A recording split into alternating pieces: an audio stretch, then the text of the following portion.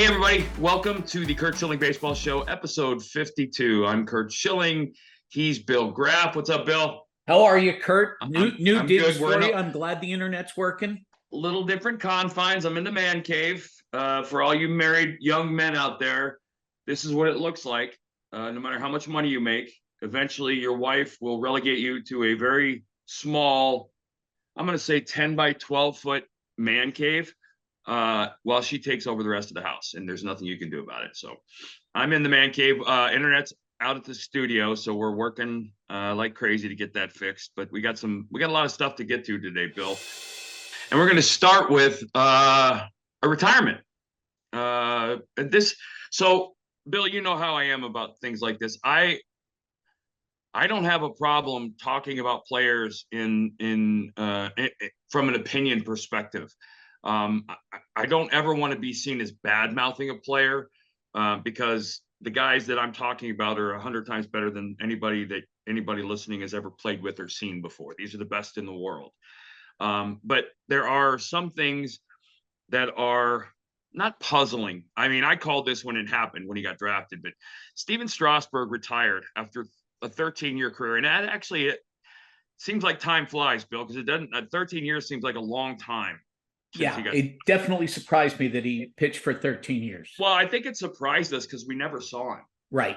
Right. I mean, and I don't, he made 247 starts in 13 years. So he made less than an average of 20 starts a year.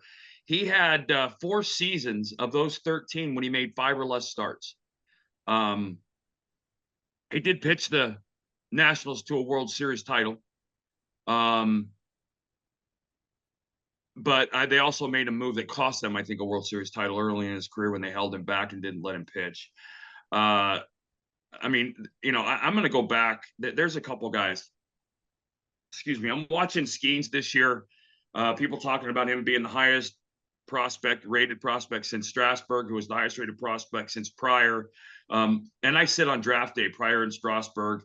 And going back to Chris Sale, I said all 3 of those guys would be injury concerns. And the amazing thing was, if you remember, Bill, when Mark Pryor was drafted, everybody talked about the fact that he had picture perfect mechanics. Yeah.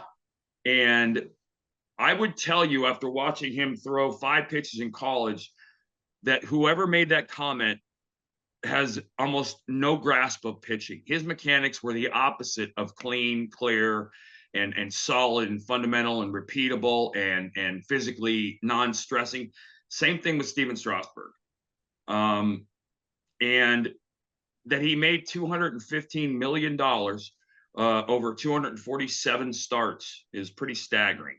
I'm going to still argue that pitching a team to a World Series is worth $500 million to $1 billion anyway. So he was worth the investment. But 200 inning seasons, and this one kind of blows me away. 2 complete games in his career. 247 starts, 2 complete games. 3-time All-Star, double-digit wins in 7 seasons, 3.2 ERA, 3.24, 1.1 WHIP, 10.5 punch-outs per 9. But I you know what? I'm not, and none of this is in disparagement of him, the person. I don't know him. I'm sure he tried to do what he could do. If he didn't, then that's on him.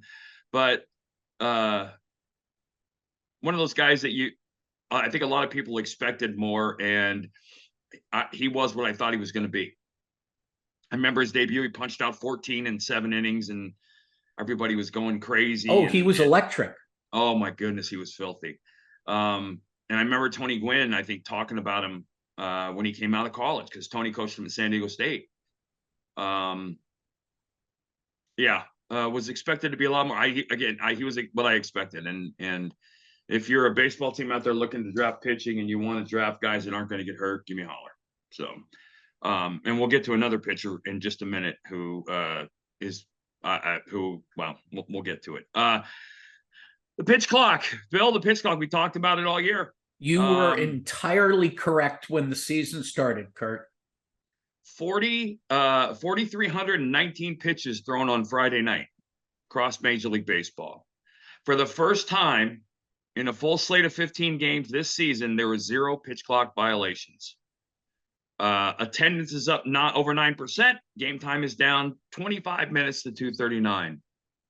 And I think if you went back, Bill, to the day that the decision on the pitch clock was made, the things they were hoping for, they got. 100%. All of them, and maybe even more. Well, this stat, Curt, is exactly what you said. You said pitchers will adapt and the pitch clock won't figure into how they were pitching after they got used to it.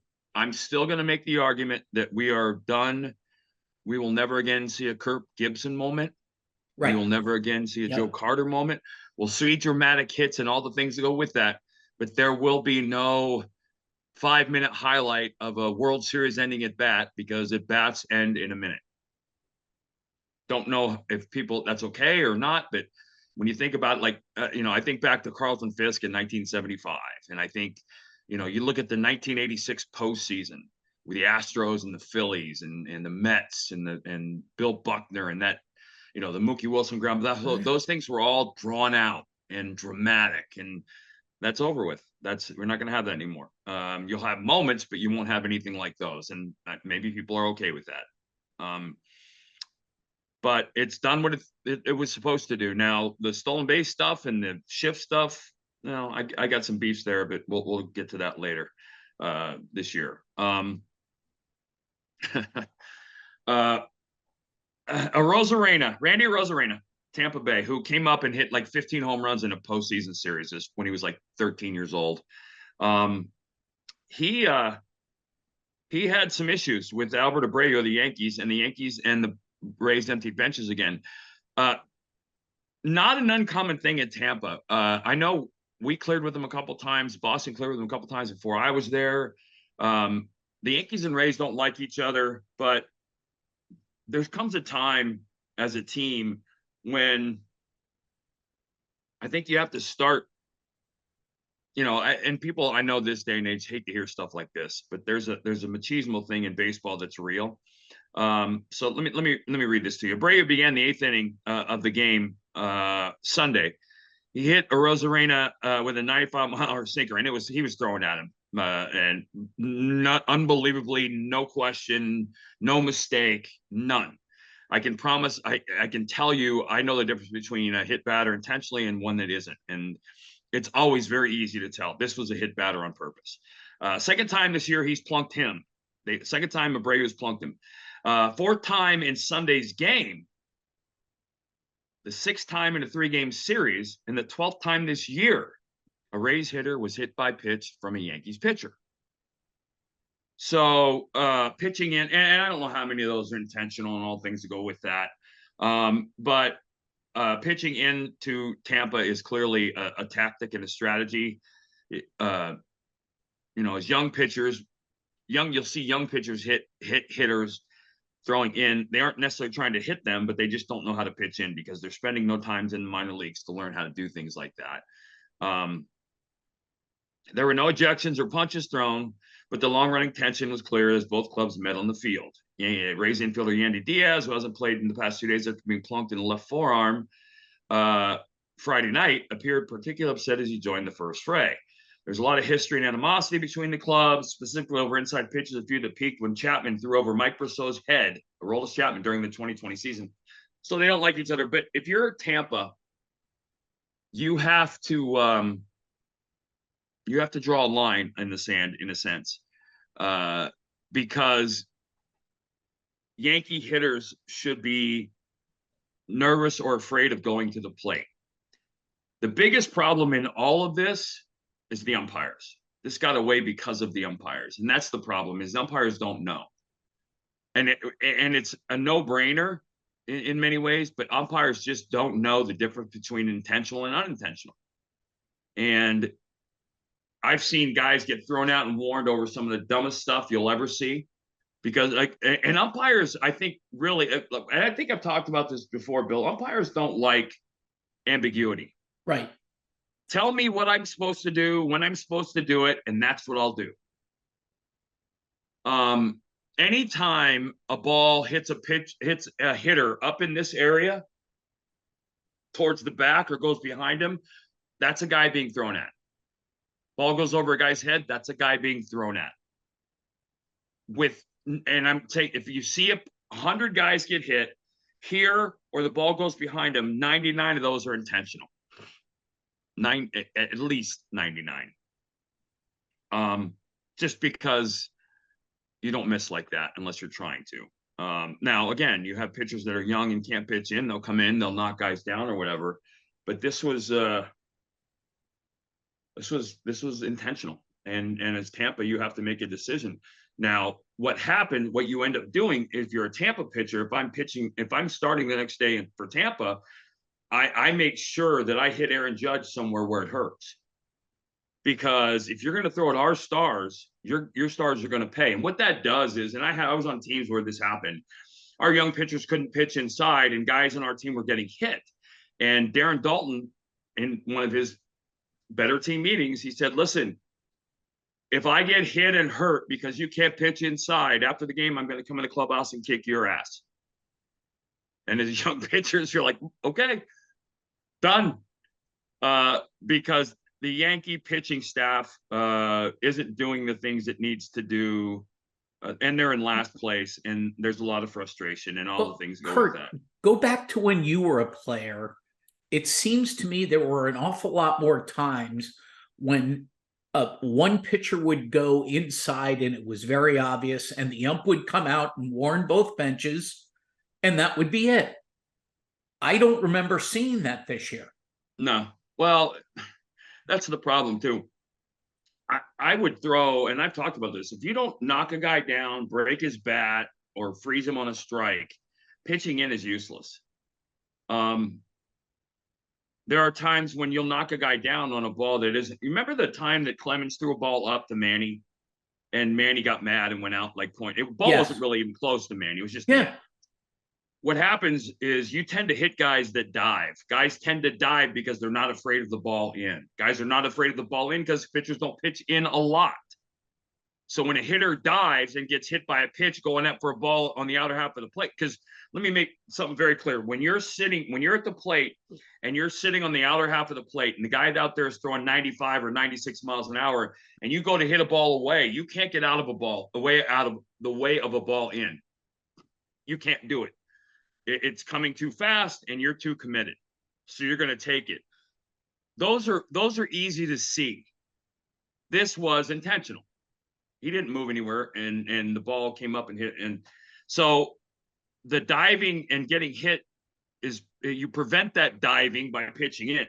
You learn how to pitch in the minor leagues. When you only have 58 innings in the minor leagues or 100 innings in the minor leagues, you haven't learned how to pitch in, and you're learning at the big league level. And that's a recipe for what you're seeing. Yep. And and you're right. Umpires just don't know. The older umpires do. And then you'll see a lot of times you'll see a series start out with warnings.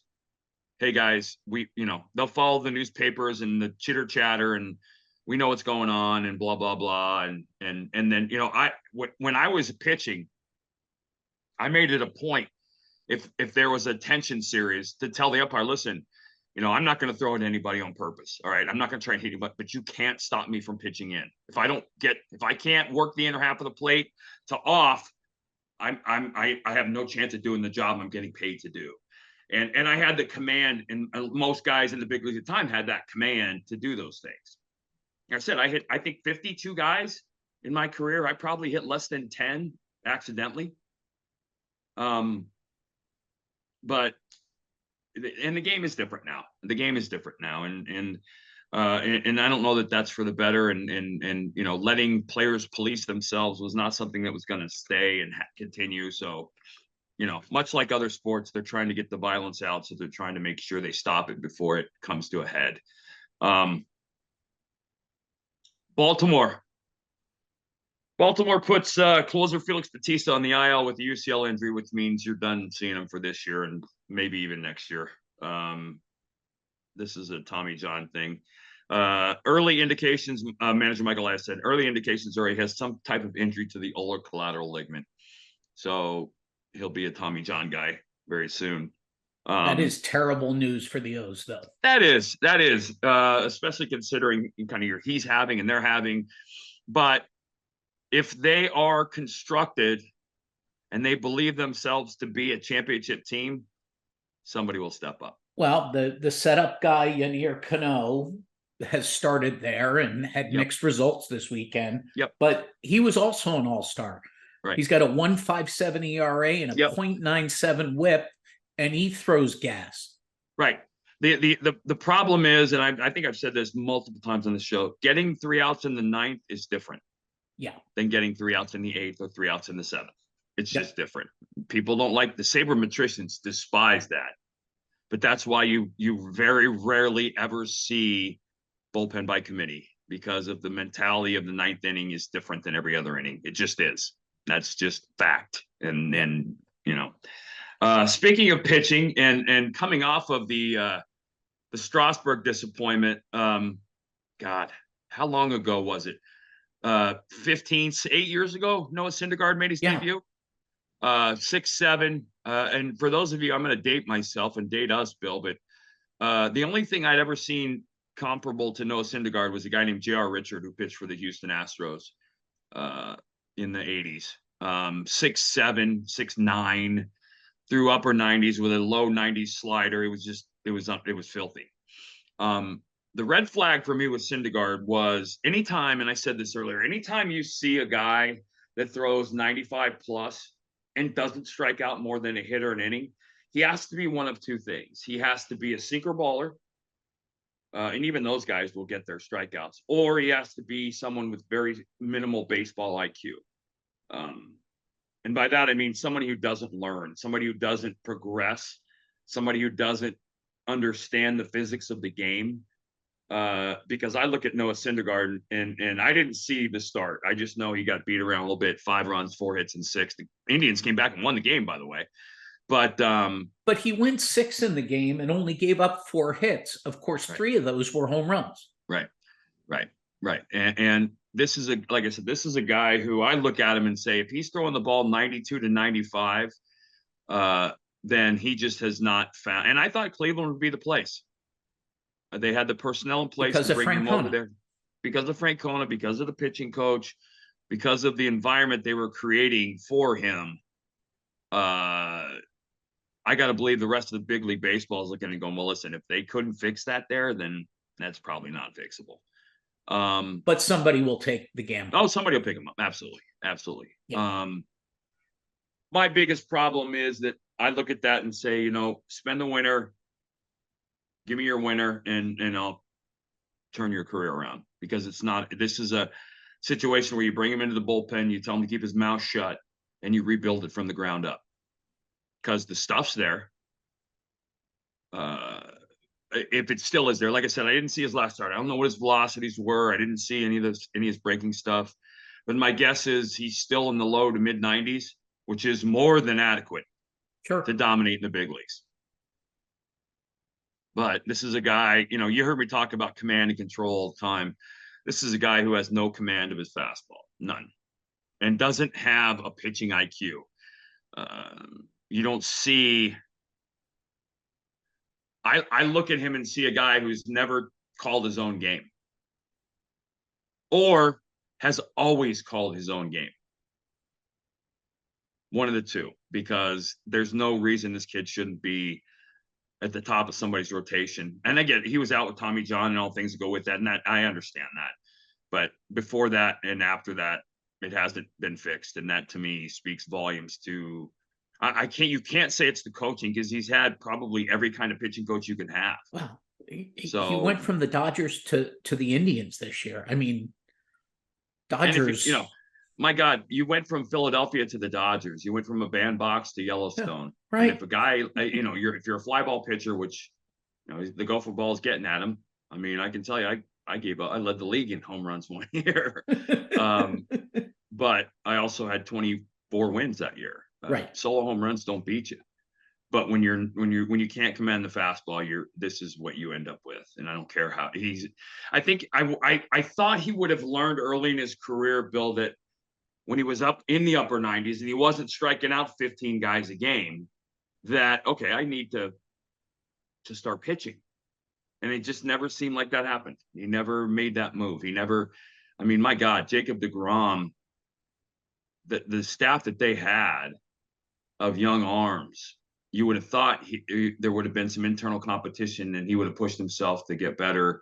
It's frustrating. Again, I don't know the guy at all.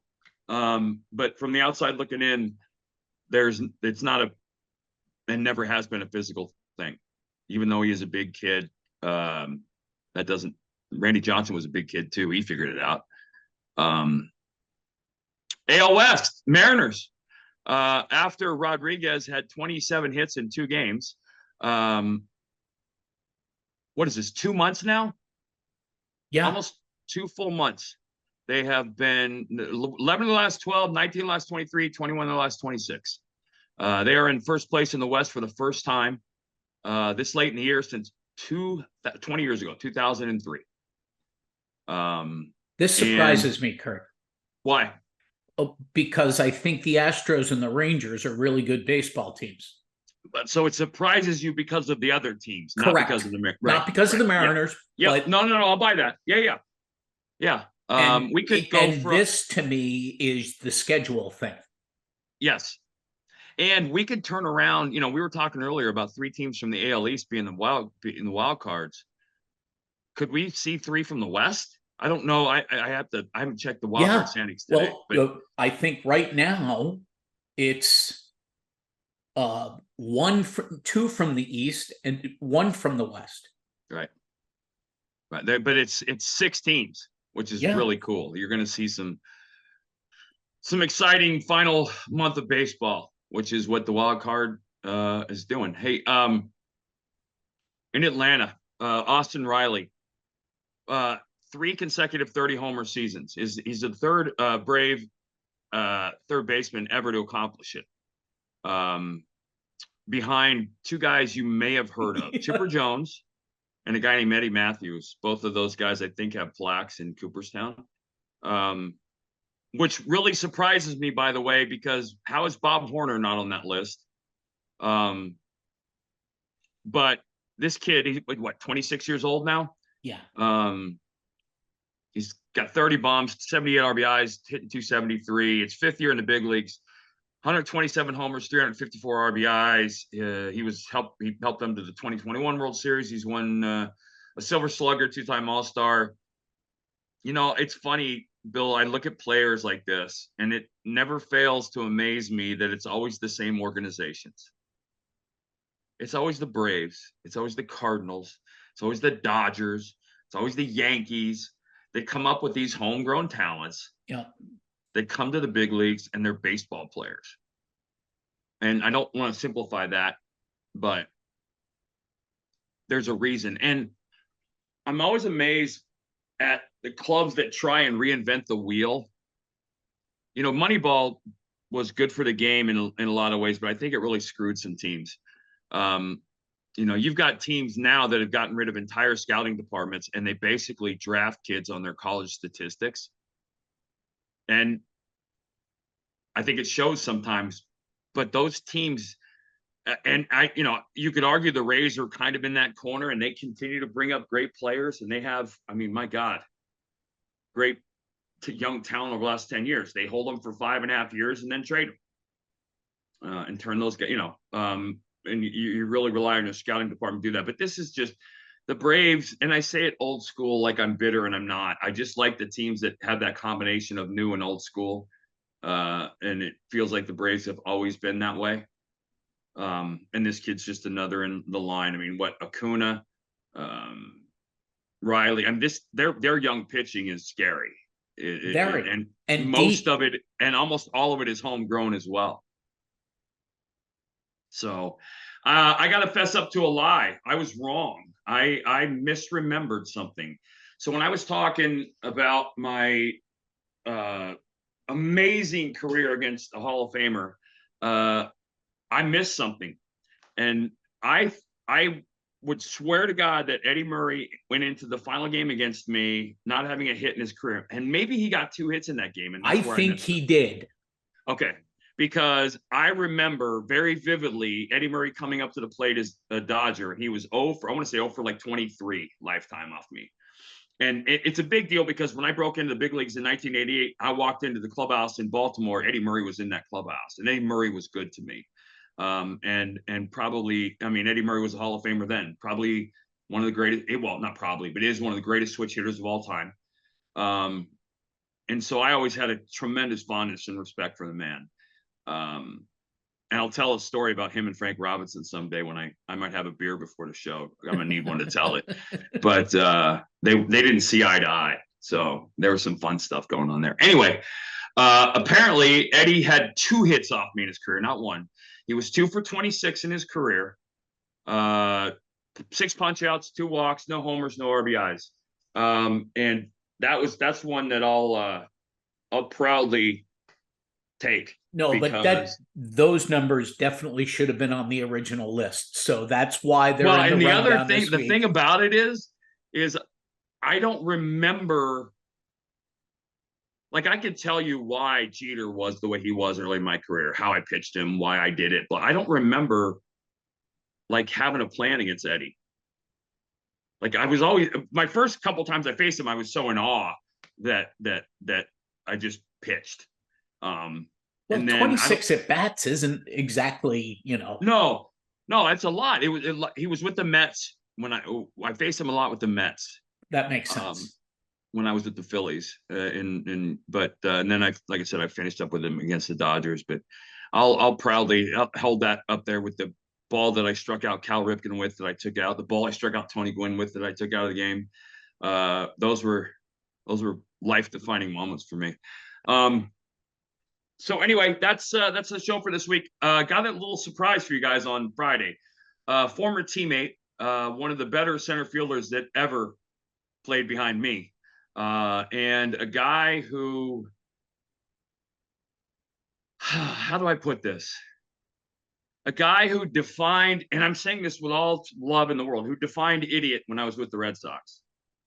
And was very proud of it. Johnny Damon's going to join me on Friday's show, and we're going to talk, and I promise you we're going to laugh, and we're going to tell really stupid stories, and we might even share the wives' story together so you can watch us laugh about it, because that's one of the all-timers. So anywhere you get your podcast, guys, Apple, Spotify, OutKick.com is where we'd like you to go. To get this one and spread the word, help keep us growing. But Johnny Damon on the show Friday. Bill, John, you guys have a wonderful week. We go back-to-back interviews, Curt. Johnny Damon Friday and the Full Rod Carew on the following Tuesday. There we go. There you go. So we give everybody Labor Day off. Johnny Damon on Friday, the Full Rod Carew interview on Tuesday. Neither one you're going to want to miss. I promise you they're going to be fun and funny. Bill, you guys have a great week. I'll catch up with you guys on Friday.